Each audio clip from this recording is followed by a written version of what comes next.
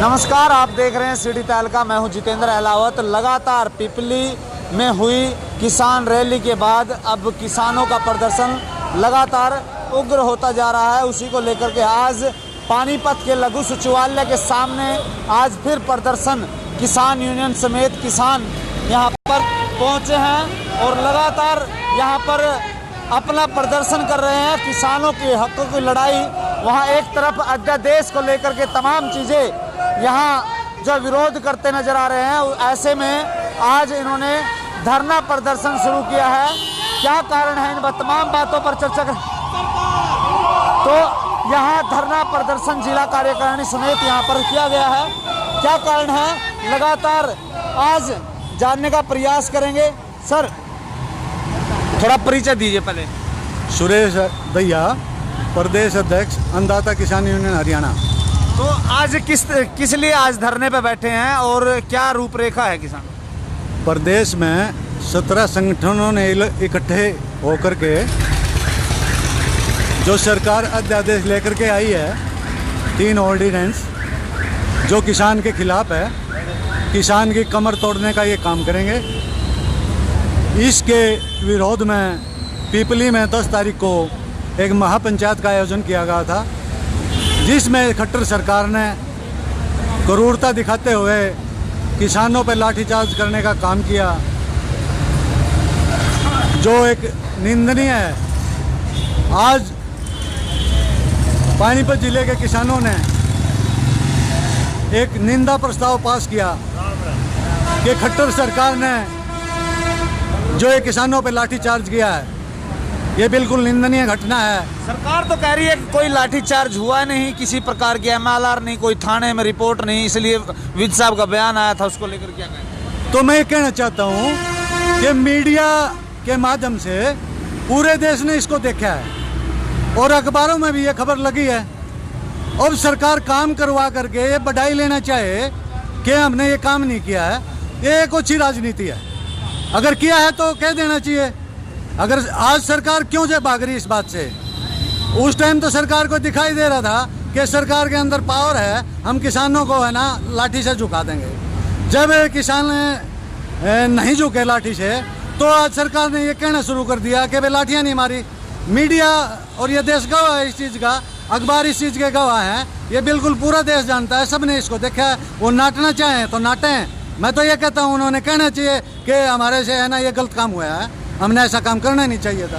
तो आज धरने पर कितने दिन के लिए क्या रूपरेखा तैयार की गई है किसान के लिए? ये धरना वहाँ एक ये कहा गया था कि पूरे प्रदेश में जहाँ भी जो संगठन है वो अपने जिला मुख्यालय पर इसकी आवाज़ बुलंद करेंगे 15 तारीख से लेकर के 19 तारीख तक। उसमें इससे पहले भी कहा गया था, अगर सरकार किसानों की बात सुनना चाहती है, 14 तारीख का टाइम है, 14 तारीख तक अगर किसानों के बीच में सरकार आकर के बात रखना चाहती है तो किसान धरने प्रदर्शन नहीं करेंगे।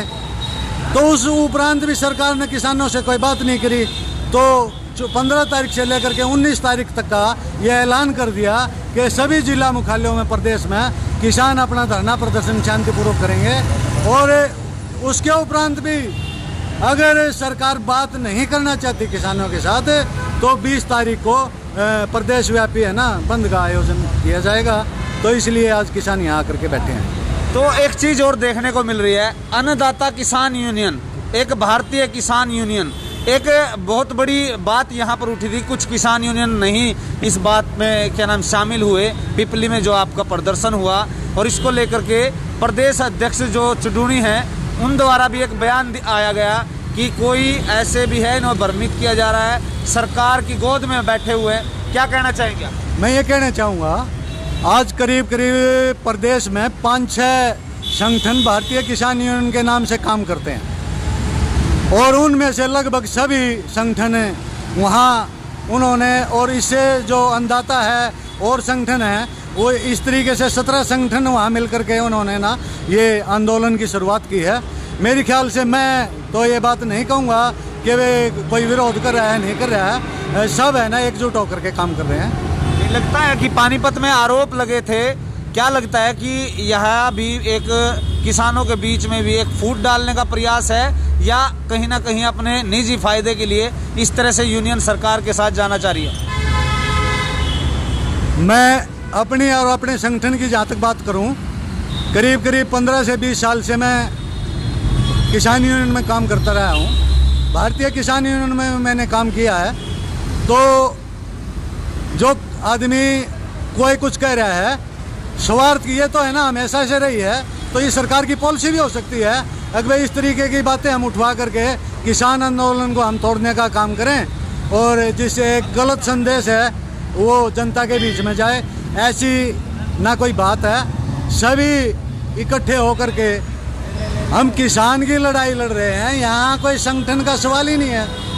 तो अब अध्यादेश की यदि बात की जाए तो तीनों अध्यादेशों में क्या क्या दिक्कतें हैं जो किसान, क्योंकि सरकार कह रही है अपनी फसल कहीं भी आप बेच सकते हैं, अपने मुनाफे में आप बेच सकते हैं, तो आप को क्या लगता है कि कहाँ असुरक्षित है किसान?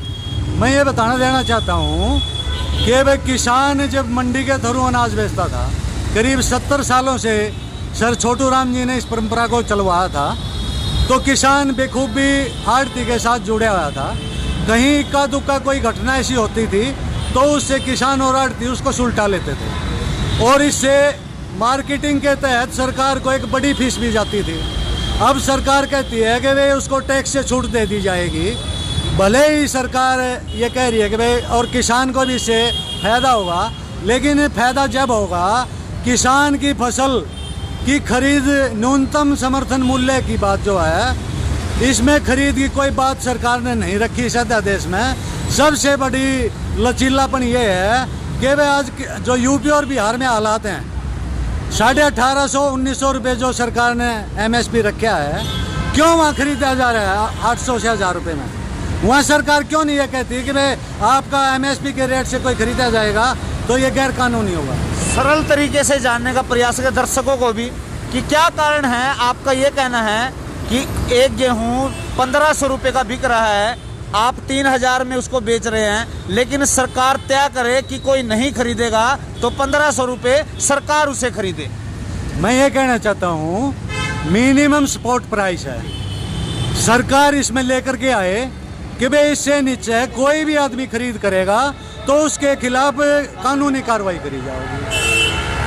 तो अब सरकार है ना अपना पिंड छुटाने के लिए, और यहाँ एक बहुत बड़ी साजिश है WTO के दबाव में ये केंद्र सरकार ये काम करने जा रही है, क्योंकि WTO से किसानों के नाम पे है ना एक मोटी सब्सिडी आती है। किसानों को देने की बजाय ये सरकारें और खुद हजम कर जाती हैं। ये करीब 70 सालों से जो भी केंद्र में सरकार आई है उसने ऐसा ही किया है। जब किसान जागरूक हुआ कि वे जो सब्सिडी यहाँ आती है वो WTO से किसान को क्यों नहीं दी जाती, वो भी में क्यों खाई जाती है। अब सरकार MSP को अपनी खरीद को से बचने के लिए उसके दबाव में तो ये काम कर दिया उसने, लेकिन जो सब्सिडी आती है उसका भी तो सरकार ब्यौरा दे, वो किसान को क्यों नहीं दे रही है। अन्नदाताओं के लिए अब जो लगातार अब प्रयास कर रहे हैं, अब सरकार नहीं मानती, तो आपका क्या काम? हमारा ये कहना है कि वे मैं तो ये कहूँगा कि वे सभी संगठन और पूरे प्रदेश का किसान आज जागने का काम करे। अगर आज किसान नहीं जागा तो उसकी गर्दन पर तलवार उन्होंने टिका दी है, उसकी जमीन को छीन लिया जाएगा। तो सभी किसान, प्रदेश के सभी किसानों से मैं ये आह्वान करूँगा कि सभी आज समय है अपनी लड़ाई लड़ने का। अगर ये समय निकल गया तो आने वाली जो हमारी औलादें हैं वो हमें गालियां देंगी कि आप लोगों ने ना किसान की आवाज़ को उठाने का काम नहीं किया। ये थे अन्नदाता किसान यूनियन के प्रधान दैया। उन्होंने कहा कि लगातार उनका प्रयास है कि किसानों को वह जहां एक तरफ जागरूक कर रहे हैं तो दूसरी तरफ सरकार के 3 अध्यादेशों के खिलाफ उनका मोर्चा यहाँ पर लगातार धरना प्रदर्शन कर रहा है। दूसरी तरफ प्रधान यूनियन जो है किसान यूनियन के प्रधान हमारे साथ हैं। प्रधान जी, आज यहाँ पर धरना प्रदर्शन किया जा रहा है जी, किस बात को लेकर के है और अभी क्या रूपरेखा तैयार की गई? 3 अध्यादेश का मुद्दा है, और मुद्दे में भी ये है जो शांति प्रिय धरना चलेगा उसका किसान यूनियन समर्थन करती है। इलीगल किसी भी कार्य में किसी भी संगठन का साथ नहीं देगी भारतीय किसान यूनियन, ठीक है। और रही बात MSP, जब एक इस किसान की डिमांड है कि भाई MSP पे खरीद कानून गारंटी बना है, और दूसरा भुगतान की गारंटी का। भुगतान की का है भाई हमें डाउट है, अगर एक पैन कार्ड धारक है उसकी आर्थिक स्थिति इतनी नहीं है कि वो फसल खरीद ले, और कल न फसल खरीद कर निकल जाए तो हमारी जो पेमेंट आनी है उसकी गारंटी क्या है। दो चीज़ का मैं समर्थन करते हैं भाई, एक तो न्यूनतम समर्थन पर खरीद हो, दूसरा भुगतान की गारंटी सरकार ले। तो अब जैसे कि यहाँ पर अभी पीपली में प्रदर्शन किया गया था किसानों द्वारा, तो उसमें भी यहाँ पर यह भी लगा था कि पानीपत से किसान यूनियन ने भागीदारी नहीं जताई, क्या कारण हुआ? दिल्ली में गए थे कल, कम से कम भी 40 तो मेरे भारतीय किसान यूनियन पानीपत से 40 तो अरेस्ट थे नरेला थाने में, बाई नेम रिकॉर्ड है। नहीं, पीपली की बात कर रहे हैं। पीपली ऐसा है जी, देखो ये जो समर्थन है ना, किसानों का समर्थन था। अच्छा। किसान गए भी हैं ना, यूनियन भी वहाँ पर पहुँची वैसे, और आपने अध्यादेश को लेकर के आपकी यूनियन द्वारा ज्ञापन भी दिए गए थे जगह जगह, वो भी हमने कवरेज किया था, लेकिन ऐसा क्या कारण हुआ? इसमें कहीं ना कहीं आंतरिक मैटर नहीं है, आंतरिक कुछ नहीं, नेतृत्व का मैटर है, और वो राष्ट्रीय लेवल पर है, ये यहाँ का नहीं, पानीपत का कोई मुद्दा नहीं है। तो अब आगे की क्या रूपरेखा रहेगी? आगे की रूपरेखा ऐसा है, अगर शांति प्रिय धरना रहा, प्रदर्शन रहा, समय किसान यूनियन, भारतीय किसान यूनियन पानीपत साथ में। तो अभी इन्होंने रूपरेखा, इनका ये कहना है कि 19 तारीख तक सरकार नहीं चेती तो आगे का इनका जो प्रदर्शन है वो राज्य स्तर पर होने वाला है, उसके बाद राष्ट्रीय स्तर पर। ऐसा वो ही बताया जो प्रदर्शन की है। एक आप भी जहाँ समझते हो, संविधान ने सिर्फ क्या है, शांति प्रिय प्रदर्शन करने की इजाज़त दी है, उसका समर्थन भारतीय किसान यूनियन पानीपत करेगी। तो यहाँ लगातार जो है उनके सबके अपने अपने तर्क वितर्क हैं। तो छात्र नेता से लगातार किसान की ओर भी उन्होंने अपना जो झुकाव रहा, और आजकल काफ़ी सुर्खियों में भी हैं। सुधीर जाखड़ हमारे साथ हैं। सुधीर जी, आज समर्थन में पहुंचे हैं, क्या कारण है और किस तरह से आज यहाँ पर धरना प्रदर्शन किया गया?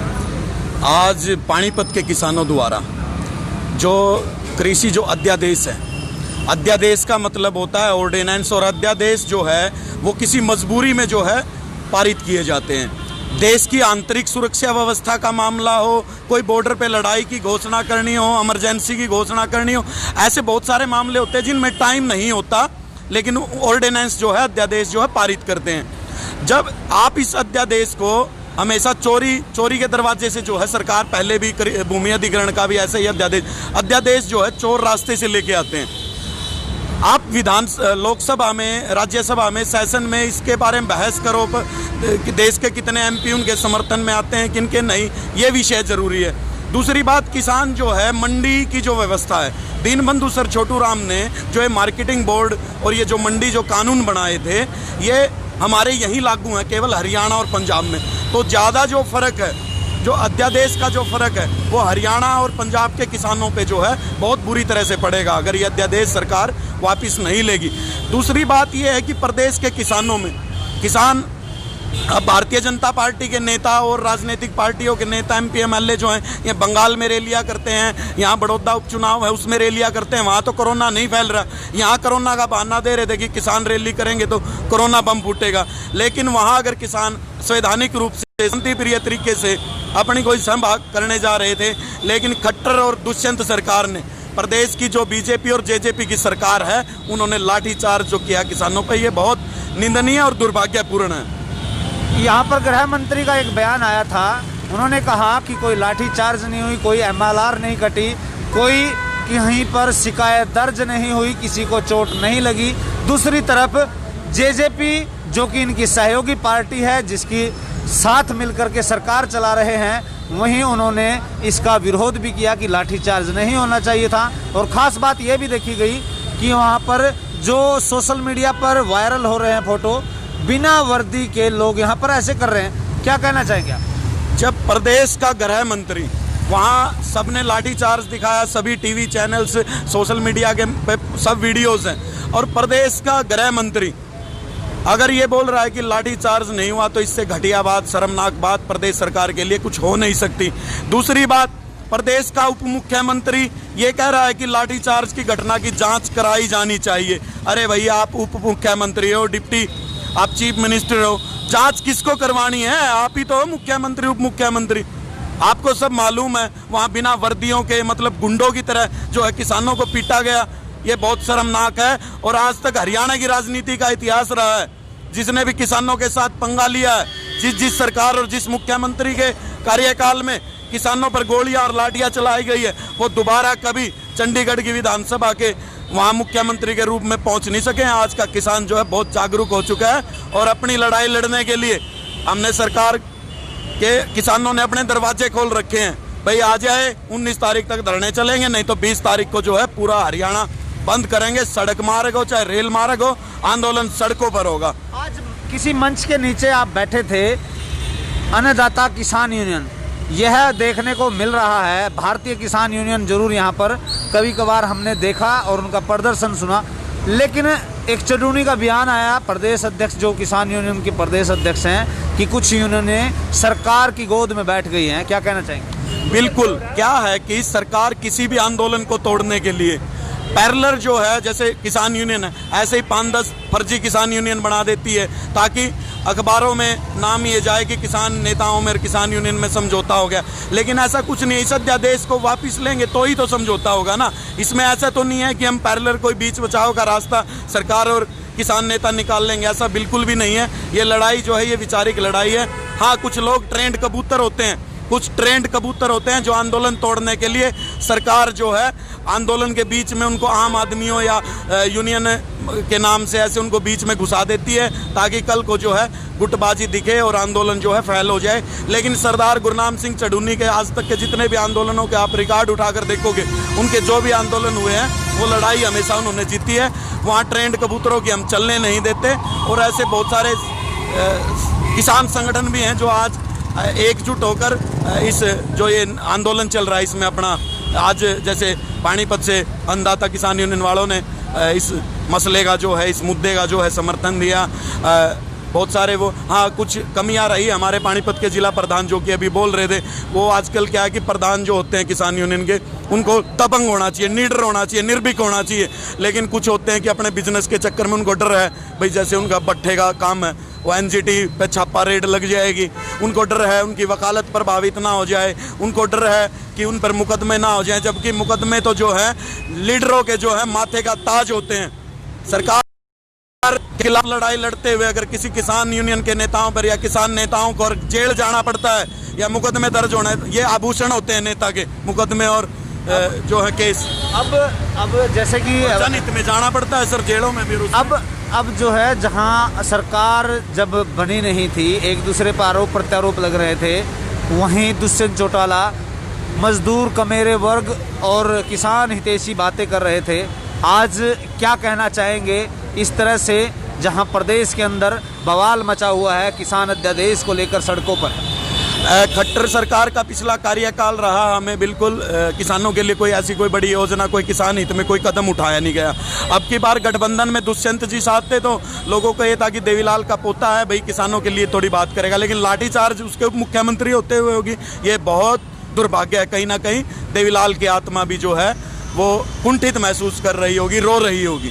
तो ये थे छात्र नेता से किसान नेता। यहाँ लगातार काफ़ी धरने प्रदर्शन हमने पहले भी दिखाए, वहाँ पर सुधीर जाखड़, उन्होंने कहा और आरोप लगाए कि किसान को जब जब सरकार ने यहाँ पर प्रताड़ित करने का प्रयास किया, उनका विधानसभा में जाना नामुमकिन सा रहा।